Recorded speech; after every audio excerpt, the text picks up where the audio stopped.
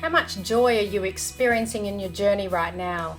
I mean, if you're like the majority of people that I'm talking to, then there's massive change that's happening for you, just like there is for the rest of us. You know, on our journeys, there's going to be ups and there's going to be downs. The challenge is when the downs are forced change. And so when we understand what forced change is, some of us are great with change. I mean, there's a little bit of resentment at first. You know, it followed up by a little bit of anger, but really we come to acceptance pretty quickly and then we adapt and we move forward. But for those of us that are having an experience that is not very joy-filled and their change process is more challenging, then we look at forced change that might be starting with more anger. That anger then does a really deep dive into fear and can possibly end up in denial.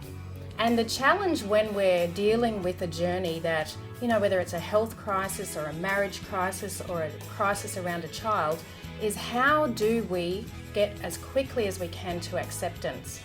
And so this program called Joy helps us to identify what is the ultimate outcome that we're looking for to be able to take us as quickly from anger or fear or denial into a place of acceptance and an action plan with real strategies from people that have experienced forced change or rapid change personally.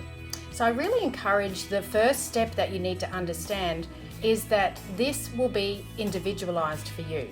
What's important for you or yes for you might not be yes for other people.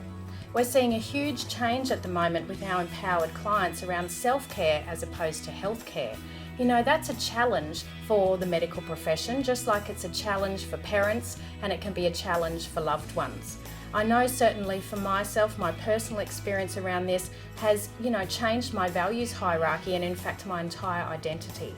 You know, what's yes for you comes from an integrity base. And until you can learn how to identify what is important for you and gain the tools to be able to have clarity in your decision and your actions, you'll never be living a full life.